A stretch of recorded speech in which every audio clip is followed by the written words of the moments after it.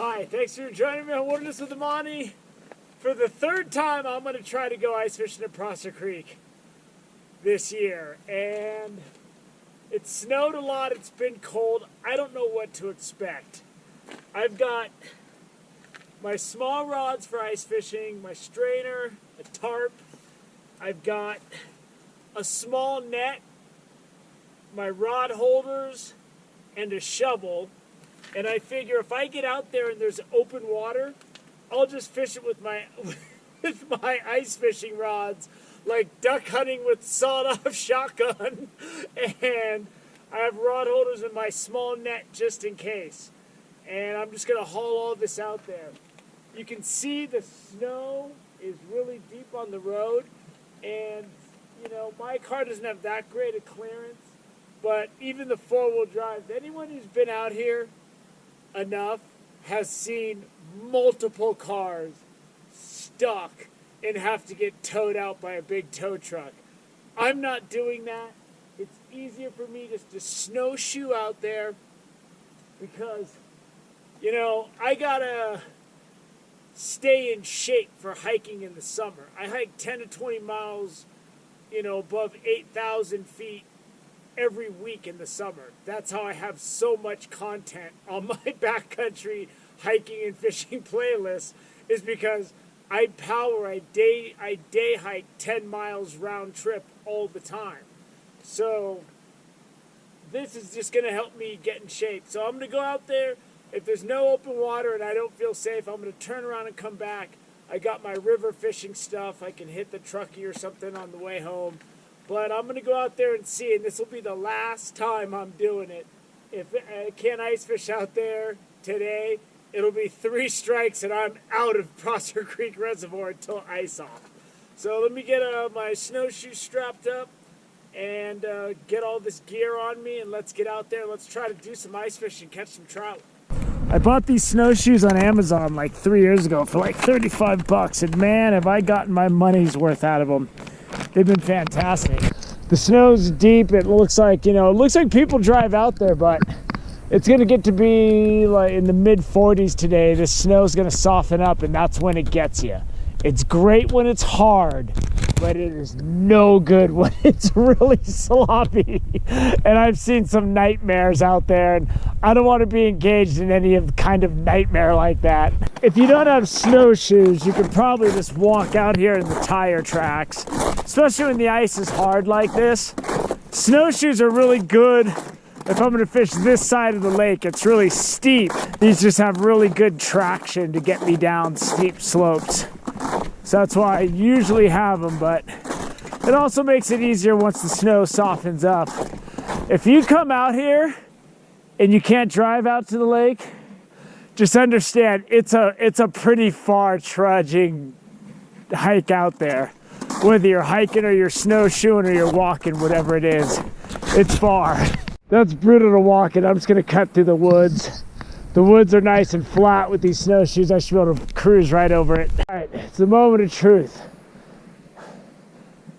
I can go over to the dam. The ice is probably going to be thicker, but it'll be a lot easier just to shoot down this chute and see what's going on right down here.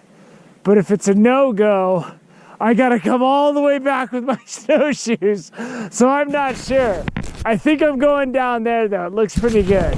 It looks like there's a bunch of ice fishing holes out there, but it's really hard to tell. I'm going to head close. Okay, there's people ice fishing on the other side already. I'm going to head a little farther down towards the dam. The steep stuff with the snowshoes are awesome. All right, I'm going to look at this. I can't really see what's going on there. It looks like there's a bunch of ice fishing holes, but I don't think there could be that many ice fishing holes.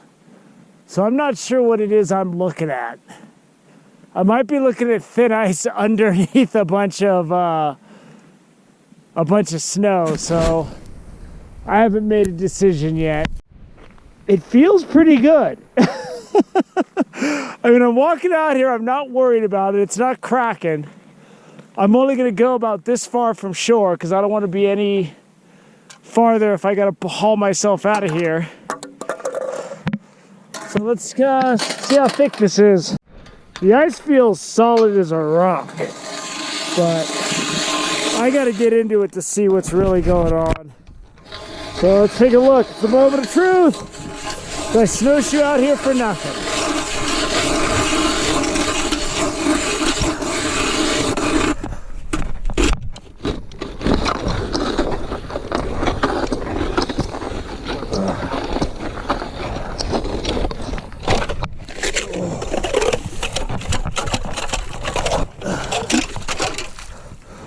I'm gonna strain it and measure it, but it feels pretty good, man. I don't know. I think I'm ice fishing. I mean, it feels really solid, but it feels solid until you're drowning.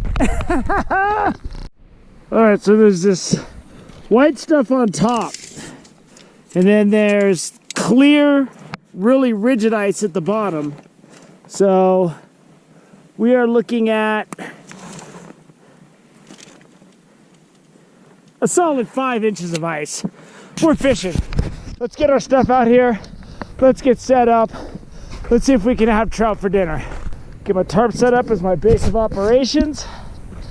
Get my second hole drilled. And we're gonna get some fishing going really quick. So I still have those crappy small night crawlers that I got from Lake Almanor that time, if you watched that video. And they're dead. I've looked in my fridge this morning and they were dead, but they're not completely rotten. So I have about a size 14 hook, a small piece of power bait, and then a little piece of the dead worm. And I'm gonna use that. I caught a 23-inch brown last week fishing for Patreon using the same thing. So I think the Lahotans and rainbows and browns in here will like it too. So to put this down, I typically will put this just down to where I feel the light isn't penetrating anymore. I'll put it right below the light. And then I use a split shot. And my experience ice fishing has said you want to get the split shots that are round. Because if they have the little thing on the back where you can reuse them, the line gets caught up in that sometimes. So the round ones are ideal for ice fishing, at least in my limited experience where I've only been a handful of times. On my other rod, I'm going to try these disgusting gulp minnow things. I got it on a lead head, checking my line. And they sit and they soak in this nasty juice and they make my hands stink. And they cost almost $8, so that's why I'm using them. But let me tell you something. If these things don't work like today, they're going in the trash, $8 or not, because I don't like scented products other than power bait just because I don't like my hands to get all disgusting. But we'll see if this can't get something big. I don't know. I'm going to dance it around there a little bit and see. That power bait combo. Ooh, he let go. He let go. He let go. He was hitting it. There he is. There he is. Now he's ready. Now he's ready. Now he's ready for some action. He's ready, I'm ready, we're all ready. I'm gonna eat some fish. And it's a little rainbow. I might be able to let this guy go. Because I didn't have to get my fingers into him at all. I'd rather eat a rainbow, but this guy's small and I barely got him hooked. So he's a little guy, we're on the board, but I'm looking for something bigger than that. So I'm sick of jigging, so I want to do double bait. But since my worms are so crappy, I want to use just power bait. Power bait floats, and with this sinker, it can be a tangled mess. So what I do is I have this bag of coarse gravel. And then all you got to do is push one of those good-sized chunks of gravel into the power bait. And that'll make it sink, and that way you can ice fish vertically. And I use this when I fish in a slip bobber and stuff like that too.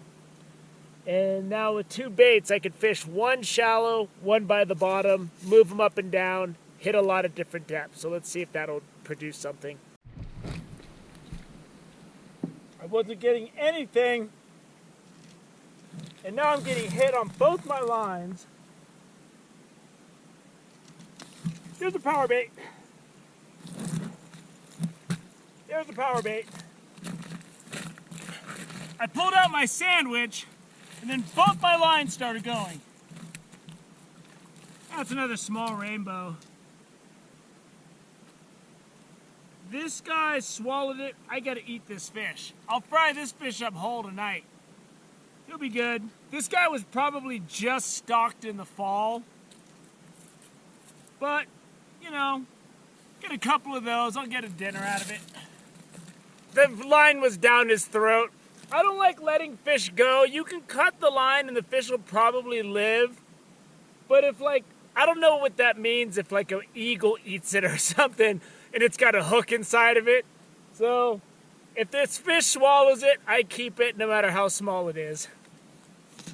Something just hit my power bait line. He's hitting it. It's just a little bit of a dink, dink, dink. So I'm not sure. Yeah, he's down there. He's down there.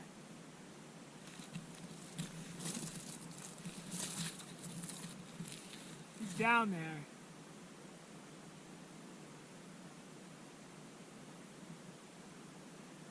I moved out a little bit deeper. The snow on top the ice on top is getting a little, there we go. There we go. The ice on top's getting a little soft for me. So I don't know. Oh man, I'm just getting all these hatchery fish. I mean, they're nice, but this guy with the other one will make a dinner. Just trying to get my other rod ready. Getting another hit. Oh, I missed him. Darn it. So as far as lineups go, that's not your best lineup that I can produce. But I got a couple 12-inchers. One's 11, one's 12. But they've been in the lake long enough where their meat's pretty pink. So they're going to be really tasty tonight. It's only about 1:30, but look at the top of the ice. I'm losing a lot of the ice because it's so warm out. And the ice was thick enough for me to be super comfortable when I got out here when it was in the 20s. But now that it's, you know, like 50 degrees, I don't feel like I'm gonna fall through, but I'm not looking to push the envelope on that. So I'm gonna take off, but I don't know. We'll see. I still got a snowshoe out of here, man. And it's a long trek out. And this is why I didn't want to drive out here, because when you get out here now, that choppy snow where the tire marks are is just a mess and you get stuck. I've seen so many people get stuck and have to call tow trucks just in the time I've come out here. And I talk to people that live at the end of the road that say, oh, they watch it all day. So I'm like, I'm not doing that. But, you know, I didn't get any bigger Lahontan's or any bigger rainbows or anything. But I got a couple fish for dinner, and that's good enough for now. I got to go on the side of safety. It's really warm, and look at that. The ice is literally just falling apart. All right? I don't need ice crystals barely holding hands. I want ice crystals that are locked together. So I'm gonna wrap this one up. I'm gonna pack up my tarp, get all my stuff up, get my snowshoes on, hike out of here. And then we're gonna live to fish another day. So we got to fish Prosser Creek, ice fishing. Wasn't that great, but that's fine, man. You know, the fishing isn't gonna be great every time you go, so it is what it is. That's why they call it fishing, not catching. Thanks for joining me on Wilderness with Amani. Until next time.